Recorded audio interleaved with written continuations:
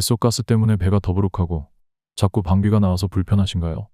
뱃속가스 문제는 누구나 경험할 수 있지만 일상에서 가스를 줄이는 방법을 제대로 아는 분들은 많지 않습니다. 오늘 영상에서는 가스를 줄이고 뱃속을 편안하게 만드는 5가지 간단한 방법을 소개해 드릴게요. 가스가 줄어들면 삶의 질이 얼마나 좋아질 수 있는지 직접 느껴보세요. 끝까지 시청하시면 많은 도움이 될 거예요. 안녕하세요. 일반인의 매일 건강입니다. 오늘은 많은 분들이 고민하시는 뱃속 가스 문제에 대해 이야기해 보려고 해요. 아침에 일어나자마자 혹은 식사 후에 뱃속이 더부룩하고 방귀가 자주 나와서 당황한 경험 한 번쯤 있으시죠? 방귀와 트림은 자연스러운 신체 반응이지만 너무 자주 나오거나 배에 가스가 차서 불편하다면 이를 줄이는 방법을 아는 것이 중요합니다. 사실 우리 몸은 매일 자연스럽게 1에서 4리터의 가스를 생성하고 하루에 14번 정도 방귀나 트림으로 가스를 배출하는데요. 이 과정에서 과도한 가스가 생기면 팽만감과 불편함을 느끼게 됩니다. 오늘은 이 가스를 줄이고 더 편안한 생활을 할 수 있는 5가지 방법을 소개해 드릴게요. 과학적으로 입증된 방법들로 구성되어 있으니 안심하고 따라해보세요. 1. 식용수 섭취로 가스 흡수. 가스를 줄이는 첫 번째 방법은 식용수치를 섭취하는 것입니다. 식용수치는 오랫동안 가스와 팽만감을 줄이는 데 사용되어 온 천연 치료법으로 그 자체로 가스를 흡착해 몸 밖으로 배출하는 능력이 있습니다. 수춘장 안에 있는 가스를 물리적으로 흡수하여 배출을 촉진하고 특히 가스 생성이 많은 음식을 먹었을 때 효과적으로 사용할 수 있습니다. 식용수춘 유해 물질도 함께 흡수하여 소화 과정에서 발생하는 자극 물질을 제거하고 팽만감을 줄이는 데 도움이 됩니다. 그러나 수치를 사용할 때는 물을 충분히 마셔야 하고 장기적으로 사용할 경우 의사와 상의해야 합니다. 왜냐하면 수치는 다른 영양소나 약물의 흡수를 방해할 수 있기 때문에 복용 중인 약물이 있다면 주의가 필요합니다. 실생활 적용. 외식을 하거나 기름진 음식을 먹은 후 혹은 가스가 과도하게 발생한 후에 식용숟가루를 물에 타서 마셔보세요. 가스가 줄어드는 것을 느낄 수 있을 것입니다. 단, 장기적인 사용보다는 특정 상황에서 일시적으로 사용하는 것이 좋습니다. 추가 정보. 식용수치는 체내에 축적되지 않으며 장을 통해 빠르게 배출됩니다. 하지만 수치 약물의 흡수를 방해할 수 있으니 특정 약물을 복용하는 경우에는 수 섭취 시간을 조절해야 합니다. 궁금해하실 부분, 식용수층 가스를 얼마나 빨리 제거할 수 있나요? 식용수치는 섭취 후 몇 시간 내에 효과를 볼 수 있습니다. 음식을 섭취한 직후에 복용하면 소화 과정에서 발생하는 가스를 흡수하여 빠르게 배출을 돕습니다. 그러나 장기적인 사용은 피하고 특정 상황에서 일시적으로 사용하는 것이 가장 좋습니다. 2. 따뜻한 물로 장 연동 운동 촉진. 두 번째 방법은 따뜻한 물을 마시는 것입니다. 따뜻한 물은 장을 자극하여 연동 운동을 촉진하고 장의 움직임을 활성화하여 가스가 자연스럽게 배출되도록 돕습니다. 특히 아침 공복에 따뜻한 물을 마시면 소화기관이 깨어나고 장의 경련 완화에도 도움이 됩니다. 많은 사람들이 찬물 대신 따뜻한 물을 마실 때 소화가 더 잘 된다고 느끼는데요. 이는 따뜻한 물이 소화를 돕고 장을 부드럽게 자극하기 때문입니다. 특히 식사 후에 따뜻한 물을 마시면 음식물이 장을 통과할 때 발생하는 가스가 더 빨리 배출되는 효과를 볼 수 있습니다. 실생활 적용.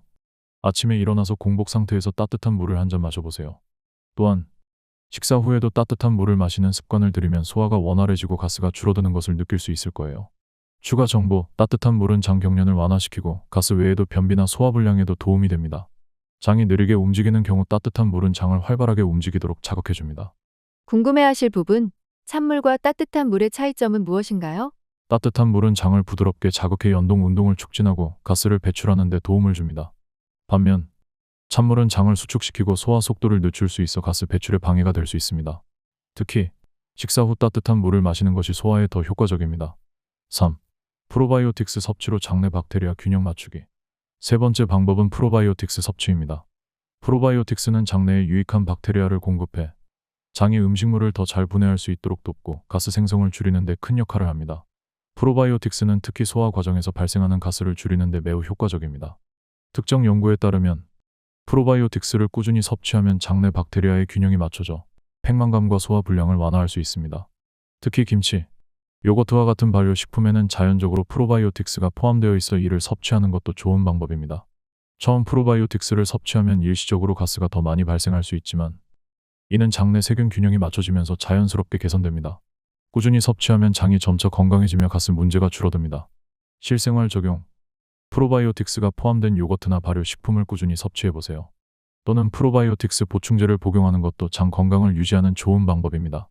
추가 정보. 프로바이오틱스 보충제는 장내 세균 균형을 맞추는 데 효과적이며 장기적으로 복용하면 면역력 강화에도 도움을 줍니다. 궁금해하실 부분, 프로바이오틱스를 처음 먹으면 가스가 더 생길 수 있다고 들었는데 괜찮은 건가요? 처음 프로바이오틱스를 섭취하면 장내 세균이 새로운 환경에 적응하면서 일시적으로 가스가 많이 생길 수 있습니다. 하지만 꾸준히 복용하면 장내 환경이 개선되고 가스 문제도 해결됩니다. 이는 자연스러운 과정이므로 너무 걱정하지 않으셔도 됩니다. 4.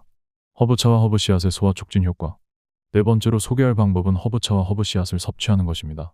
다양한 허브 중에서도 특히 회양씨앗은 내장의 평활근 경련을 완화시켜 가스가 소화관을 더 쉽게 통과할 수 있도록 도와줍니다. 회양씨앗은 예로부터 소화 불량이나 복부 팽만감을 해소하는 데 사용되어 왔으며 식사 후에 섭취하면 가스를 배출하는 데 매우 효과적입니다. 페퍼민트와 캐모마일도 가스를 완화하는 데 도움을 주는 대표적인 허브입니다.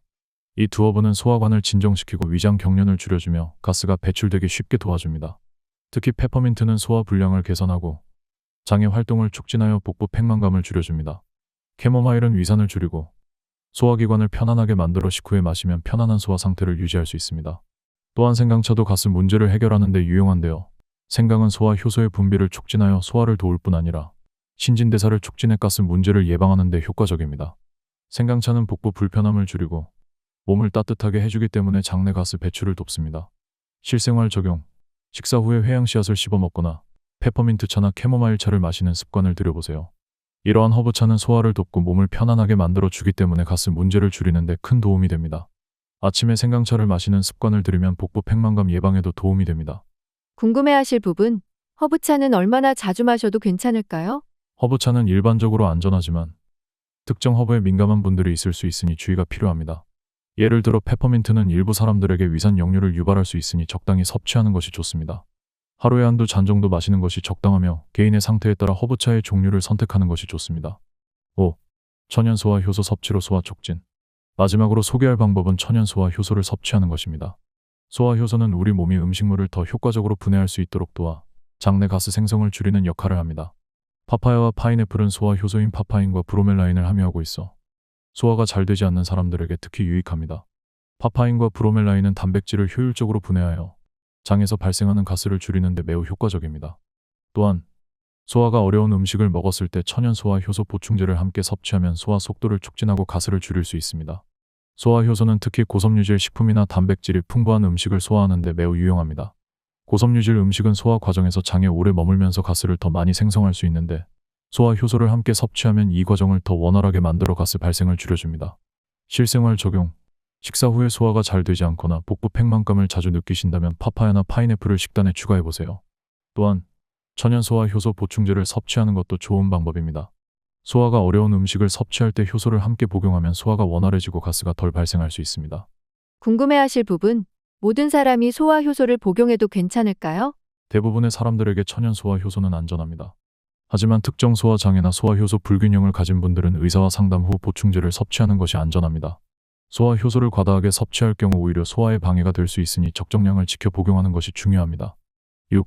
가스를 줄이기 위한 추가적인 팁. 여기서 끝이 아닙니다. 가스를 줄이기 위한 추가적인 생활 팁을 몇 가지 더 알려드릴게요. 식사를 천천히 하기. 음식을 빨리 먹는 습관은 가스를 더 많이 발생시키는 원인 중 하나입니다. 음식을 빠르게 섭취하면 함께 많은 공기를 삼키게 되어 장내의 가스가 더 많이 축적됩니다. 천천히 씹으며 식사하는 것은 가스를 줄이는 가장 간단한 방법 중 하나입니다. 고섬유질 음식주의. 고섬유질 음식은 장에 좋은 식이섬유를 제공하지만 일부 사람들에게는 소화 과정에서 가스를 더 많이 발생시킬 수 있습니다. 특히 콩류, 브로콜리, 양배추와 같은 식품은 가스를 많이 생성할 수 있으니 섭취량을 조절하는 것이 중요합니다. 탄산음료 줄이기. 탄산음료는 직접적으로 위에 공기를 채우기 때문에 자주 섭취하면 가스가 많이 차게 됩니다.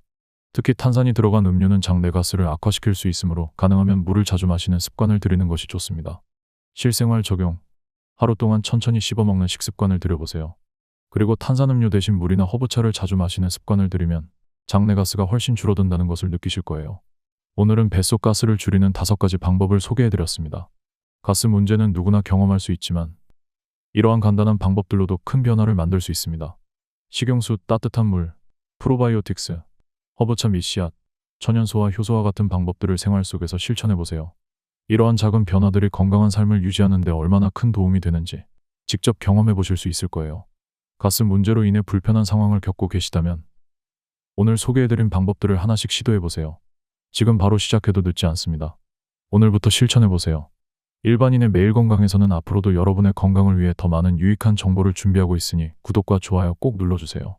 궁금한 점은 댓글로 남겨주시면 답변해 드리겠습니다.